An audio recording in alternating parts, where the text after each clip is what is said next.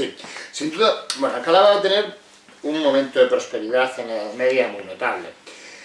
La Reconquista va a suceder en el año 1118, es un arzobispo de Toledo, don Bernardo de Sediraca, el que reconquista la ciudad.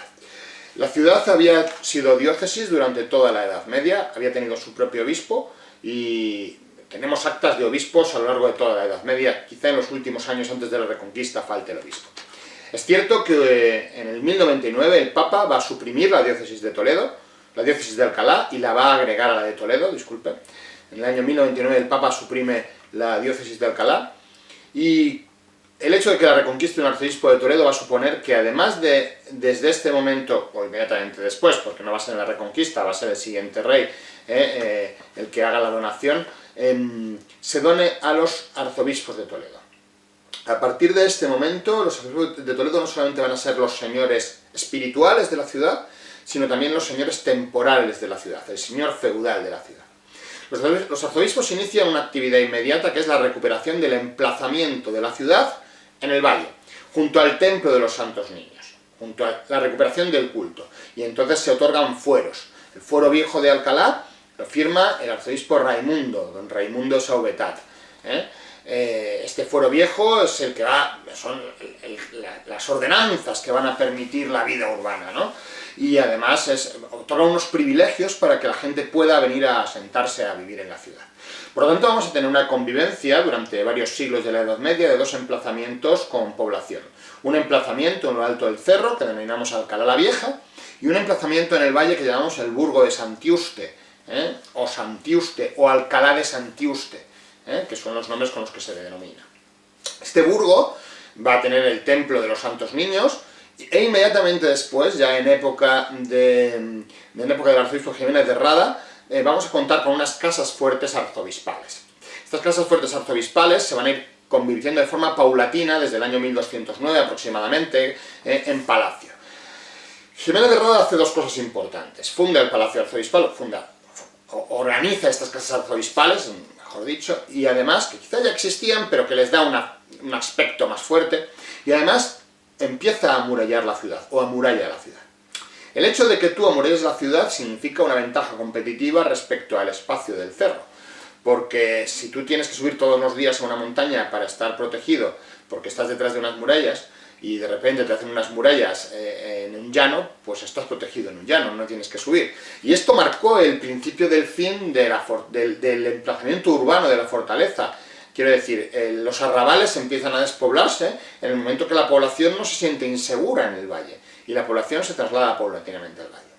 Y la ciudad, sobre todo a partir del siglo XIV, va a crecer de una forma, la villa en aquella época, de una forma muy notable. Los palacios se van a ir ampliando por los distintos arzobispos de Toledo, va a haber una sucesión de cortes y concilios en Alcalá muy importantes, algunas tan importantes como las cortes de 1348, en las que se firma el llamado Ordenamiento de Alcalá, que fue el cuerpo jurídico prácticamente que marcó el cuerpo jurídico de la Corona de Castilla prácticamente hasta 1812, o sea que hablamos de elementos muy importantes, ¿no? Entendemos que hubo muchas visitas reales. Aquí en Alcalá va a fallecer en el año 1390 el rey Juan I de Castilla, haciendo una algarada con el caballo. Quiero decir que esto va a significar que en esta época del siglo XIV la ciudad va a alcanzar una alta cota de prosperidad. El gran arzobispo del siglo XV va a ser el arzobispo Carrillo. Carrillo de Acuña es un arzobispo de gran longevidad, es un arzobispo que es prelado del arzobispado toledano desde la década de 1440 hasta la década de 1480. Si no estoy confundido, 1442-1482, pero estoy hablando de cabeza. Son muchísimos años, todos los años centrales del arzobispado de Toledo, o sea, del siglo XV.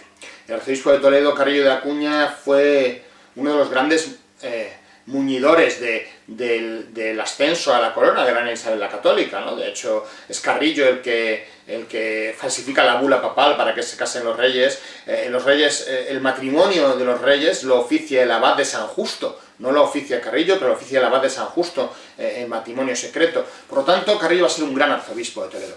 Y Carrillo va a fundar algo muy importante en Alcalá, que va a ser el convento de franciscanos de Santa María de Jesús o de San Diego. Este convento es muy importante porque también es un poco el germen de lo que va a pasar al siglo siguiente. El arzobispo Carrillo es muy importante, va a gobernar en los años centrales del siglo XV y va a hacer el germen de lo que va a pasar luego en el siglo XVI. Y es que en el siglo XVI vamos a tener la fundación de la universidad. Pero Carrillo, al fundar el convento de Santa María de Jesús, aparte de iniciar una transformación urbanística muy grande, un crecimiento de la ciudad hacia el este, que aprovecha una ampliación de muralla, que esto es algo importante también, que había sucedido unos años antes, en torno a finales del siglo XIV, seguramente en la época de Tenorio, una ampliación al este de la ciudad, una U hacia el este de la ciudad, una U mucho menos poblada, en densidad de población que el resto, pero al fin y al cabo una ampliación de la muralla. Ahí se funda el convento de Santa María de Jesús. Y el convento de franciscanos, aparte de tener a San Diego, que es una figura fundamental, va a tener otro factor importante, y es que Carrillo funda las que conocemos como 3 cátedras viejas. Estas 3 cátedras viejas las puede fundar el arzobispo Carrillo porque Alcalá contaba con estudio general desde 1293, desde época de Sancho IV. Por lo tanto, Alcalá tiene un estudio general ya en el siglo XIII que indica que la ciudad es próspera, si no Sancho IV el Bravo y don Gonzalo García Gudiel no fundan un estudio general para que estudie aquí nadie. En el siglo XV, aprovechando este estudio general, se fundan 3 cátedras, o sea, ya hay un proyecto universitario. Y Cisneros, que es el gran enemigo de Carrillo, o al revés, ¿no? O Carrillo gran enemigo de Cisneros, como queramos verle, conviven muchos años, cuando alcance la prelatura en 1495, tenemos que pensar que es Carrillo en 1482, Mendoza del 82 al 95, Cisneros cuando alcance la prelatura va a dar el gran aldabonazo a la ciudad con la fundación de la universidad. Esto es lo importante, ¿no? La fundación de la universidad. La fundación de la universidad sucede en 1499 y es un proyecto de Cisneros para renovar tanto a la administración pública, es decir, a los funcionarios al servicio de la corona y del arzobispado, como para renovar la espiritualidad de Castilla. Hacer una reforma en Castilla. ¿Por qué? Porque la Iglesia necesita una reforma, como veremos que sucede luego en el siglo XVI con la reforma luterana. Decía Marcel Batallón, que es un importantísimo historiador, en su libro Erasmo y España, que en España no triunfó la reforma protestante porque había habido una reforma previa, una reforma erasmista que había instigado e instaurado el propio cardenal Cisneros. Estos son los motivos de la fundación de la universidad. Y esta fundación fue un éxito tan grande, una fundación en la que se funda un colegio mayor, con colegios menores para que pueda vivir la gente, con hospital, con imprenta, con biblioteca, con todo lo que necesita un estudiante, esta idea del moderno campus anglosajón, ¿no? Pues esta fundación fue tan importante y tan exitosa, que hubo más de 40 colegios que se instalan de particulares, familias, órdenes religiosas en la ciudad a lo largo del siglo XVI y XVII.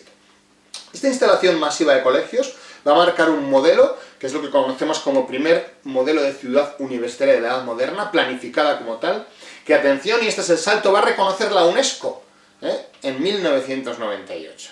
La UNESCO lo que nos dice es, esto que hizo Cisneros, junto con su arquitecto Gumiel, que cogieron una ampliación, una U en la muralla que existía ya, que estaba menos poblada, compraron los solares, hicieron calles trazadas a cordel, hicieron una...